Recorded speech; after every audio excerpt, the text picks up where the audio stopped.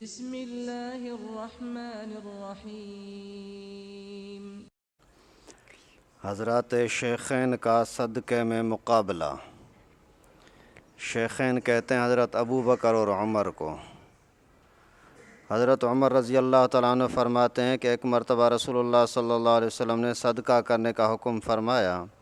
اتفاقاً اس زمانے میرے پاس کچھ مال موجود تھا۔ میں نے کہا آج میرے پاس اتفاق سے مال موجود ہے، اگر میں ابو بکر سے کبھی بھی بڑھ سکتا ہوں تو آج ہی بڑھ سکتا ہوں۔ یہ سوچ کر خوشی خوشی میں گھر گیا اور جو کچھ گھر میں رکھا تھا اس میں سے آدھا لے آیا۔ حضور صلی اللہ علیہ وسلم نے فرمایا کہ گھر والوں کے لیے کچھ چھوڑا ہے؟ میں نے عرض کیا کہ جی ہاں چھوڑ آیا ہوں۔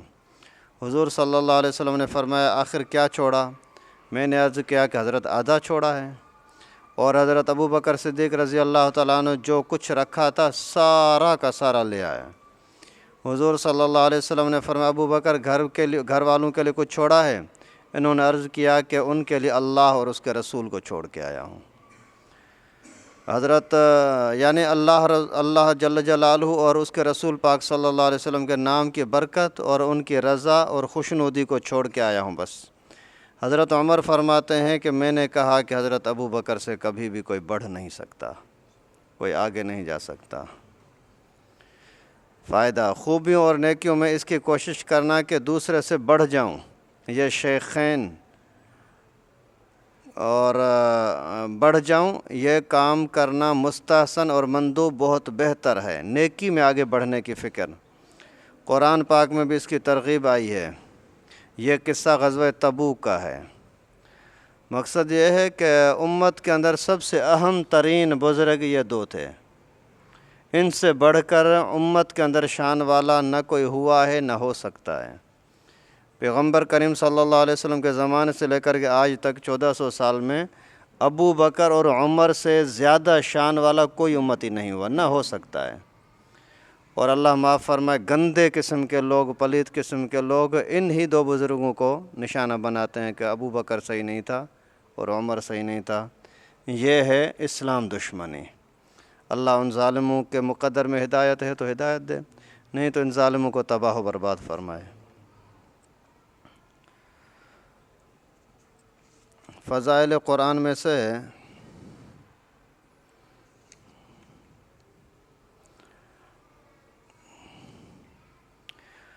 حضرت عقبہ ابن عامر کہتے ہیں کہ میں نے رسول اللہ صلی اللہ علیہ وسلم کو یہ فرماتے ہوئے سنا کہ اگر رکھ دیا جائے قرآن شریف کو کسی چمڑے میں پھر وہ آگ میں ڈال دیا جائے تو قرآن نہیں جلے گا۔ تو اگر اسی قرآن کو کسی سینے میں رکھ دیا جائے اور اسی سینے کو، اس بندے کو اگر آگ میں ڈالا جائے تو آگ اس کو نہیں جلائے گی۔ فائدہ اس روایت کے احادیث مبارکہ میں دو مقصد لکھے ہیں۔ بعض کے نزدیک چمڑے سے مراد قرآن پاک عام چمڑا مراد ہے جو جانور کا ہوتا ہے، اور آگ سے مراد دنیا کی آگ ہے۔ اس صورت میں یہ مخصوص معجزہ ہے جو رسول اللہ صلی اللہ علیہ وسلم کے زمانے کے ساتھ خاص تھا، اور انبیاء کرام کے معجزے ان کے زمانے کے ساتھ خاص بھی ہوتے ہیں۔ مانا آج اگر اللہ نہ کرے کسی جگہ پر قرآن پاک جلا ہوا نظر بھی آ جائے نا تو پھر بھی حدیث کو غلط نہیں کہا جا سکتا۔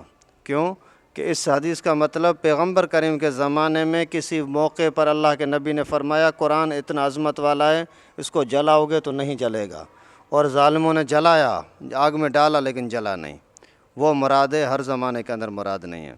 لیکن آج بھی کبھی کبھار ایسا ہوتا ہے کئی جگہوں پر آگ لگ جاتی ہے، پورا گھر جل جاتا ہے، ہر چیز جل جاتی ہے، لیکن قرآن پاک محفوظ ہوتا ہے۔ کچھ سال پہلے ایک سیلاب آیا تھا پتہ نہیں کسی ملک میں، پورا ملک پورا علاقہ کا علاقہ ڈوب گیا، اور ہر طرف سے بڑی بڑی بلڈنگیں ڈوب گئیں اور مسجد باقی رہ گئی۔ تو یہ اللہ تعالیٰ کی طرف سے کبھی کبھی ایسا ہوتا ہے۔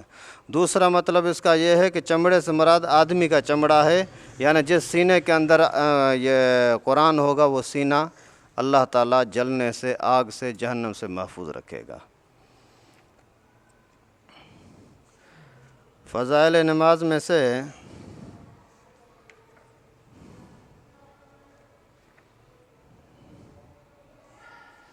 حضرت علی رضی اللہ تعالیٰ عنہ فرماتے ہیں کہ بدر کی لڑائی میں حضور صلی اللہ علیہ وسلم کو میں نے جب دیکھا کہ ایک درخت کے نیچے کھڑے نماز پڑھ رہے تھے اور رو رہے تھے کہ اسی حالت میں صبح فرما دی. یعنی غزوہ بدر کے اندر لڑائی کا وقت ہے، اس وقت میں بھی توجہ اللہ کی طرف کہ اللہ ہم سے راضی ہو جائے. اگر اللہ تعالیٰ راضی ہو گیا تو آسانی ہے، اللہ راضی نہیں ہوا تو پھر ہمارے تیر و تلوار کچھ بھی نہیں کر سکتے.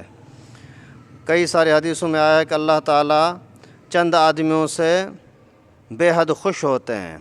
ان میں سے وہ شخص بھی ہے جو سردی کی رات میں نرم بستر کو اور لحاف کو چھوڑ کر کے اور خوبصورت عورت جو دل میں جگہ کرنے والی عورت ہو وہ ساتھ لیٹی ہو، اس کو چھوڑ کر کے بستر کو اور بیوی کو چھوڑ کر کے تہجد کے لیے اٹھے. اللہ تعالیٰ ایسے لوگوں سے بہت زیادہ خوش ہوتا ہے.